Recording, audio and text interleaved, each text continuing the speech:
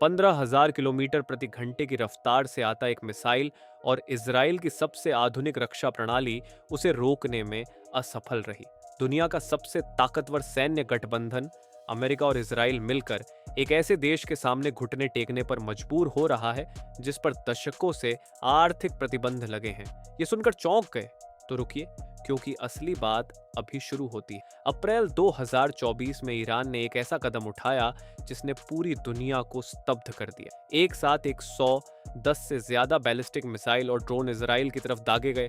America, Israel और उनके सहयोगी देशों ने मिलकर इन्हें रोकने की पूरी कोशिश की। उस रात तो वो बच गए, लेकिन ये वीडियो उस सच्चाई के बारे में है जो उसके बाद घटी, जो आज भी घट रही है और जो आने वाले वर्षों में पूरी वैश्विक सैन्य व्यवस्था को बदलने वाली है। ईरान के पास मध्य पूर्व का सबसे बड़ा बैलिस्टिक मिसाइल भंडार है। यह कोई दावा नहीं, यह एक स्थापित सैन्य तथ्य है।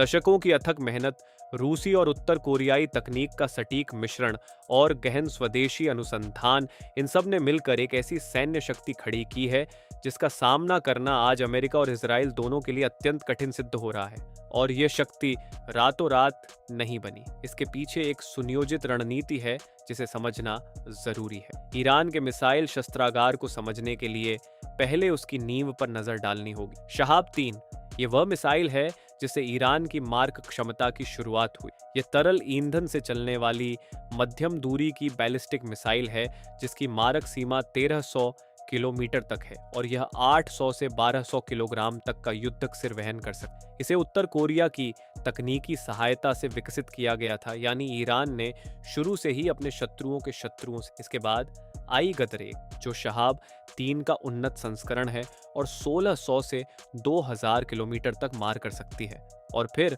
आई इमाद मिसाइल जिसमें पहली बार एक ऐसी पुनर्प्रवेश प्रणाली लगाई गई जो लक्ष्य की तरफ बढ़ते हुए अपनी दिशा बदल सकती है। 500 मीटर की सटीकता के साथ यह मिसाइल किसी भी रक्षा प्रणाली के लिए गंभीर चुनौती बन जाती है। लेकिन असली खेल तब बदला जब ईरान ने खैबर मिसाइल को दुनिया के सामने रखा। खैबर, जिसे आधिकारिक रूप से खुर्रम शहर 4 कहते हैं, 3000 किलोमीटर तक मार सकती है और इसका युद्धक सिर 1500 से 1800 किलोग्राम तक का है। ईरान के पूरे शस्त्रागार में सबसे भारी। इसकी सबसे चतुर विशेषता यह है कि यह वायुमंडल में पूर्ण प्रवेश करते समय अपनी मार्गदर्शन प्रणाली को स्वयं बंद कर देती है, हालांकि जिससे दुश्मन का रडार उसे ठीक से नहीं पकड़ पाता। यह एक सोची समझी रणनीतिक चाल है जो इसे और अधिक घातक बनाती है। इजराइल के वायु रक्षा विशेषज्ञों ने भी माना है कि खैबर को रोकना उनकी मौजूदा प्रणालियों के लिए असाधारण रूप से कठिन है। अब आते हैं उस हथियार पर जिसने पूरी वैश्विक सैन्य बिरादरी को हिलाकर रख दिया, फत्ताह। जून 2023 में ईरान ने फत्ताह-1 का अनावरण किया। यह हाइपरसोनिक बैलिस्टिक मिसाइल है जो मैक 13 से मैक 15 की गति से उड़ती है, यानी 15,000 किलोमीटर प्रति घंटे से भी अधिक। इसमें एक गतिशील पुनर्प्रवेश वाहन लगा है जो वायुमंडल के बाहर और अंदर दोनों जगह अपनी दिशा बदल सकता है। इसका मतलब यह है कि दुश्मन की रक्षा प्रणाली को यह अनुमान नहीं लग सकता कि यह मिसाइल अगले पल कहां जाएगी, और जब तक अनुमान लगे तब तक बहुत देर हो चुकी होती। फिर आई फत्ताह-2 और इसने तो समीकरण ही बदल दिए। इसमें एक हाइपरसोनिक ग्लाइड वाहन लगा है जो 12 से 30 किलोमीटर की ऊंचाई पर उड़ते हुए तीखे और अप्रत्याशित मोड़ लेता है। ये मैक 5 से अधिक की गति पर भी लक्ष्य से कुछ किलोमीटर पहले तक दिशा बदलने में सक्षम है। अमेरिका और इजराइल जिन एरो 3 और पैट्रियट प्रणालियों पर अरबों खर्च कर चुके हैं, फत्ताह-2 उन्हें चकमा देने के लिए ही बनाई गई है। अब सोचिए, अगर आपको पता ही ना हो कि मिसाइल अगले क्षण कहां जाएगी तो आप उसे कैसे रोकें? अक्टूबर 2024 में ईरान ने दूसरा बड़ा प्रहार किया। इस बार लगभग 200 बैलिस्टिक मिसाइलें दागी गईं, अप्रैल के हमले से लगभग दोगुनी। इस बार कुछ मिसाइलें इजराइल के नेवातिम और तेल नोफ वायुसेना अड्डों तक पहुंची। ईरान के मिसाइलों ने इजराइल की गुप्तचर सेवाओं के मुख्यालय के आसपास के क्षेत्र को भी निशाना बनाया। ये पहली बार था जब ईरानी मिसाइलें इजराइल की धरती पर वास्तविक क्षति पहुंचाने में सफल रहीं, और यह केवल शुरुआत थी। फिर आया जून 2025, 12 दिनों का युद्ध जिसे इतिहास में दर्ज होने में देर नहीं लगेगी। इजराइल ने ईरान के परमाणु केंद्रों और वरिष्ठ सैन्य नेतृत्व को एक साथ निशाना बनाया। ईरान का जवाब था 400 से अधिक मिसाइलों और सैकड़ों ड्रोन का एक साथ जबरदस्त प्रहार। इस बार फत्ताह मिसाइलें इजराइल की रक्षा प्रणाली को भेदने में सफल रहीं। 24 लोगों की मृत्यु हुई, सैकड़ों घायल हुए और इजराइल के नागरिक क्षेत्रों में विस्फोट की गूंज सुनाई दी। ये केवल सैन्य टकराव नहीं था, ये एक मनोवैज्ञानिक और रणनीतिक परीक्षा भी थी, जिसमें इजराइल पहली बार स्पष्ट रूप से दबाव में नजर आया। अब बात करते हैं अमेरिका पर पड़े प्रभाव की, और यही वह तथ्य है जिसे पश्चिमी मीडिया ने शुरुआत में दबाने की कोशिश की। फरवरी-मार्च 2026 में जब अमेरिका और इजराइल ने संयुक्त रूप से ईरान पर आक्रमण किया, तो ईरान ने मध्य पूर्व में स्थित अमेरिकी सैन्य अड्डों पर सीधे और सटीक मिसाइल हमले किए।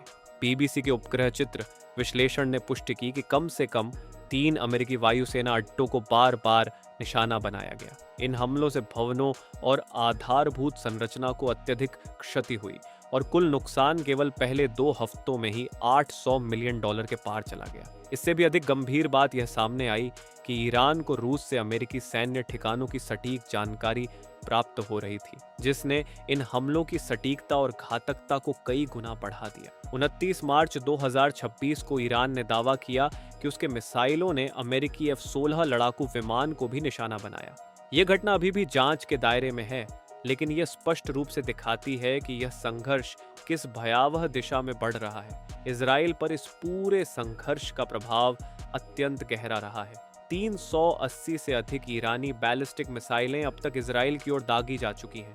इजराइल की 3 स्तरीय रक्षा प्रणाली आयरन डोम, डेविड्स स्लिंग और एरो 2 एवं 3 पर असाधारण दबाव बना हुआ है। सबसे चिंताजनक घटना तब हुई जब मिसाइलें डिमोना परमाणु अनुसंधान केंद्र के आसपास गिरीं, जो इजराइल के अस्तित्व से जुड़ी सबसे संवेदनशील और सुरक्षित मानी जाने वाली सीमा। हाँ, इजराइल और अमेरिका ने भी ईरान की क्षमताओं को नष्ट करने में उल्लेखनीय सफलता पाई है। मार्च 2026 तक ईरान के 3/4 से अधिक मिसाइल प्रक्षेपण यंत्र नष्ट किए जा चुके थे। इजरायली प्रधानमंत्री नेतान्याहू ने सार्वजनिक रूप से घोषणा की कि ईरान अब बैलिस्टिक मिसाइल उत्पादन में पूरी तरह असमर्थ हो चुका है। लेकिन उनकी यह घोषणा करने के कुछ ही घंटों के भीतर ईरान ने 11 और मिसाइलें दाग दी। ये केवल एक सैन्य कार्रवाई नहीं थी, ये एक राजनीतिक और मनोवैज्ञानिक संदेश था जो पूरी दुनिया को सुनाई दिया। ये संघर्ष केवल 2 देशों की लड़ाई नहीं है, ये एक नई विश्व व्यवस्था की निर्णायक परीक्षा है, जहां हाइपरसोनिक तकनीक, रणनीतिक गठबंधन और परमाणु समीप क्षमताएं मिलकर एक ऐसी अनिश्चित स्थिति निर्मित कर रही हैं जिसका अनुमान विश्व का कोई भी विशेषज्ञ नहीं लगा सकता। ईरान के मिसाइल केवल धातु और विस्फोटक नहीं है, वे एक स्पष्ट भू राजनीतिक संदेश है, और वह संदेश आज पूरी दुनिया सुन रही है, चाहे वो वॉशिंगटन हो, तेल अवीव हो या नई दिल्ली। अगर आप चाहते हैं कि इस संघर्ष के अगले मोड़ पर जब भी कुछ बड़ा और निर्णायक घटे, आप सबसे पहले जानें और गहराई से समझें, तो अभी इस चैनल को सब्सक्राइब करें और यह वीडियो उस एक व्यक्ति को जरूर भेजें जो हमेशा वैश्विक समाचारों पर चर्चा करता है, क्योंकि यह जानकारी हर किसी तक पहुंचनी चाहिए।